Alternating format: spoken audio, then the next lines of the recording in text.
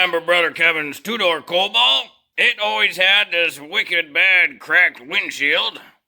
Got some big cracks running up there all the way across. Got some big cracks running up there. Got a circle crack right there. Today, Mongo and Brother Kevin gonna replace this windshield. There's a couple different ways to cut out a windshield. The old windshield is usually much easier because it's broken. You don't have to worry about breaking it. So, dealer's choice. But if you want to get it out in one piece, you can use a paddle knife on a Sawzall and cut the adhesive that's underneath the glass. Or the method Mongo and Brother Kevin gonna use. Mongo got some of this cutting wire and the little T-handles to use it. Before you cut your glass out, it's always best to get your replacement glass on location first.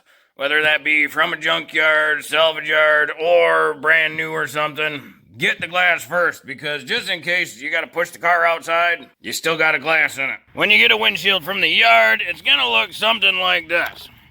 So they have cut through it to remove the windshield. Before you cut your old windshield out, be sure to go around and clean up all this goop. You gotta get all of it off there. So Mongo always recommend a nice sunny day or inside of a heat-controlled facility or barn or shed or garage. Put her on a tire. It's real important when you start. You want to make sure not to push down on the glass. Take your razor blade. You know, be careful with the razor blades. Might cut itself. And you're just going to carefully and easily slide the blade underneath. And then that stuff will start coming right up.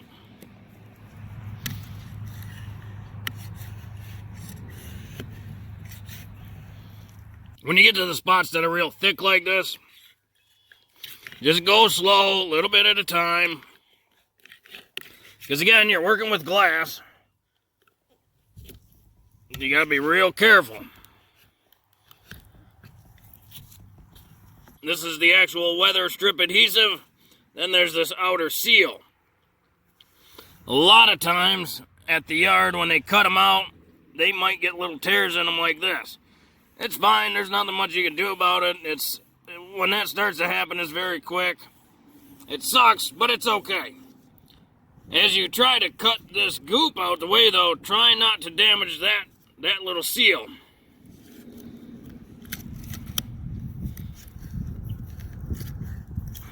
But you just keep on going till you get it off the whole thing.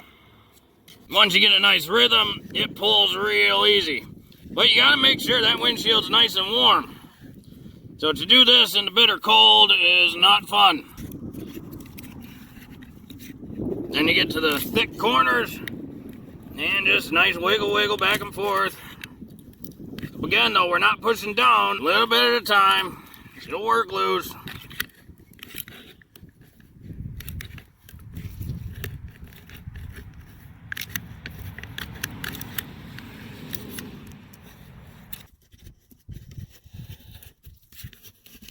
It looks like when they cut this one, they lost quite a bit of that seal.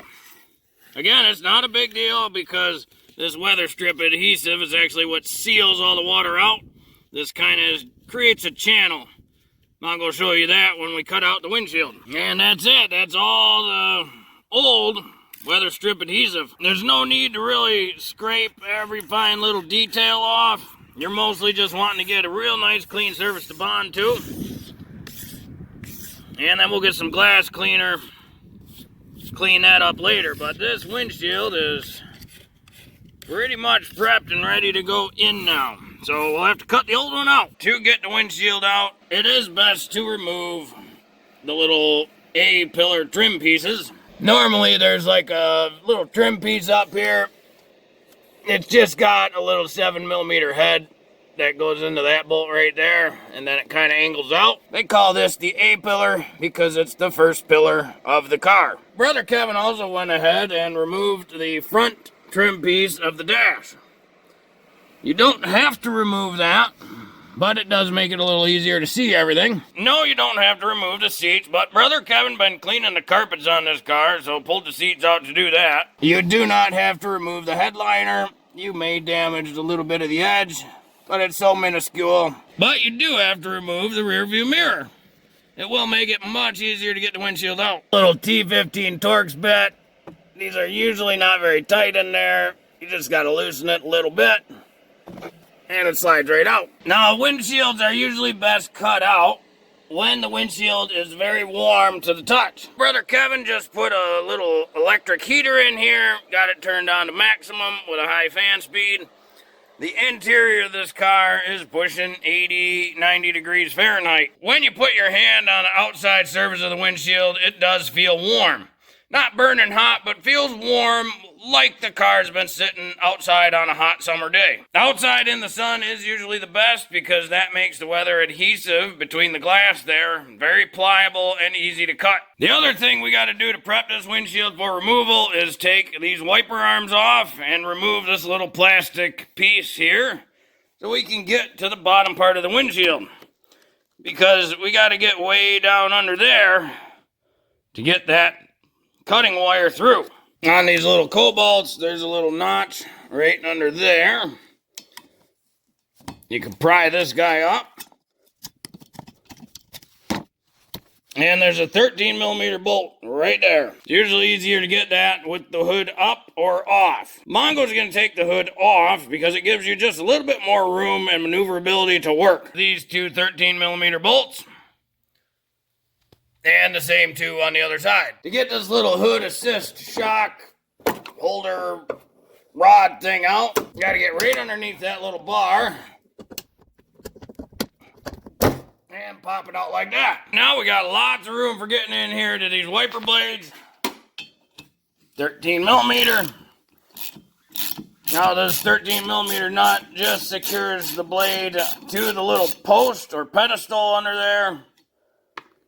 They're usually rusty. They usually are not fun to take off. So I'll just spray a little bit of lube juice in there and let that soak for a little bit just to give it a chance. You don't want to break those, otherwise that's a bit more complex to replace. These wipers usually a big pain in the butt when they've been on for a while, but you bring that up and you try to wiggle it. Hopefully that penetrating oil that lube juice got in there. Now you can't pull too hard on this guy because there is a little detent under there you'll break. But sometimes you can use a hammer. Yeah, when they're on there, they're going to fight you the whole time. Well, we're going to try to make a puller with a U-bolt and then a big square stock on there and then a plate there and then big washers and then some nuts. And we're going to see if that'll work, because these things are not budging, and, you know, you don't want to break them.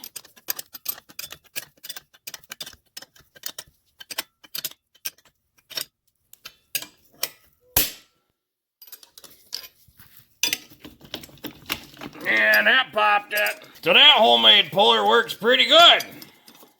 Now we just got to see if it wrecked it. Hey, that was perfect. Well, Mongo pretty happy about that.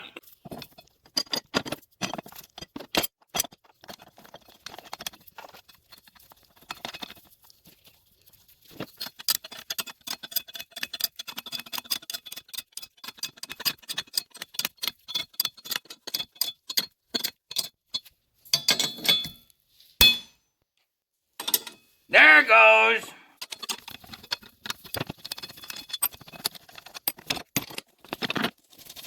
Now that those are out the way, we got to get this plastic out, and there's a couple of those push pins in there. There's one on that side,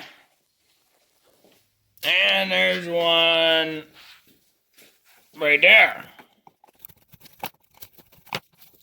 Like all the standard push pins, you pop the top, pull it out. Goofy little things in these corners. This little piece kind of has just a little notch in it, so you pull that out. And then in the inside, there's a couple other little clip deals, and that slides out the way. Now you got lots of access to the lower seam of the windshield. When you get this wire, you want to get not a full arm's length, but a decent amount to work with. And just cut a piece off, and then you'll slide one end in. It's going to come right out the little hole. Then you feed it back into the top hole, bend it down, get rid of the excess, Then you'll slide the handle up and make sure that wire goes into the handle. That's what keeps that wire tight inside there. Mongo finds that the thinnest spot for this window seal adhesive is right down by the VIN number plate. It might take you a couple times, but basically you want to have a little bit sticking out, and you're going to try to stay as close to the glass as possible and slowly start feeding it in. If you did it right, it should come through, and you should be able to see it right through the VIN window.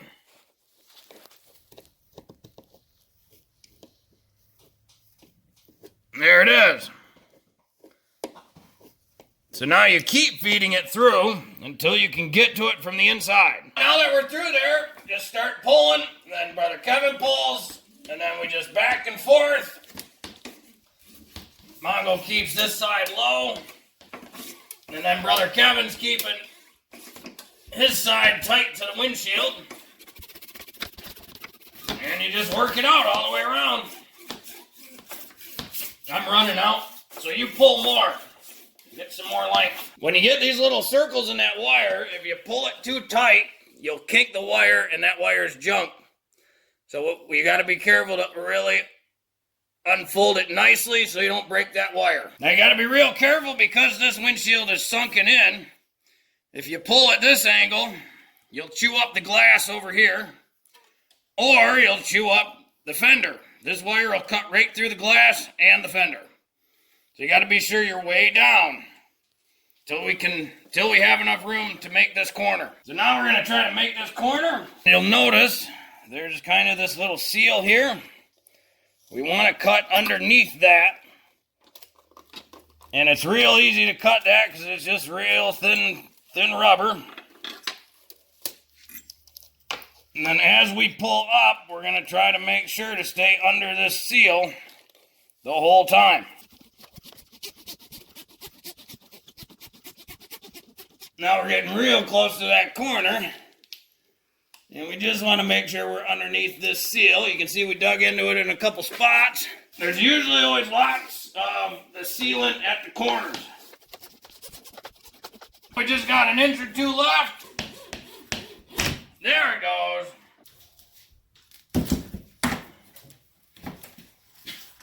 And that's one windshield removed. Now that the windshield's out of the way, it's a perfect time to peel all of this goop out. So just a razor blade, and she peels out real nice. Again, you want to make sure it's warm. That's why we warmed up the windshield before we took it out.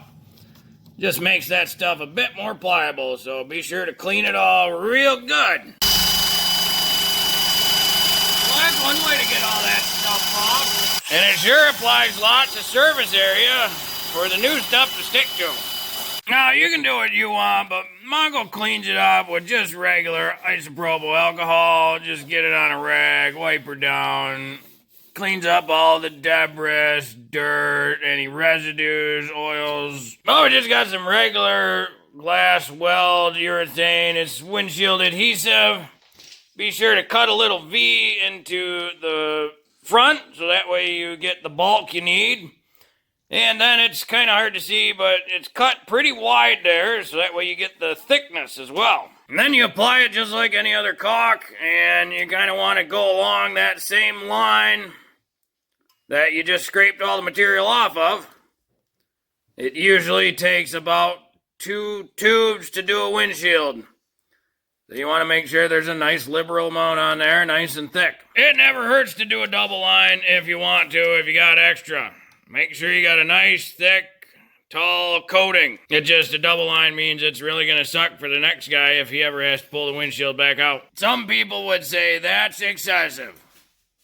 Well, to each their own. Now the trick is getting the hand inside the A-pillar and then lining everything up. If you got one with the little line-up tabs, that's great.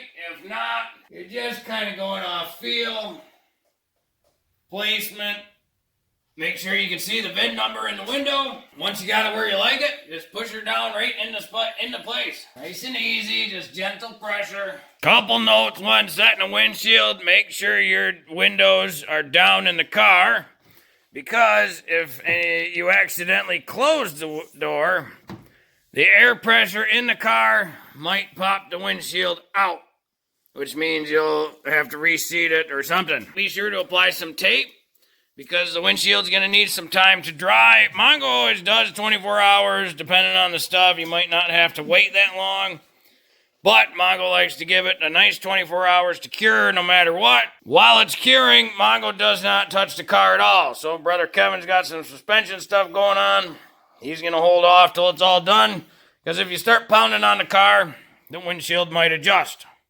Might slip down, might move. All these little seal tears, you can use a much smaller tip.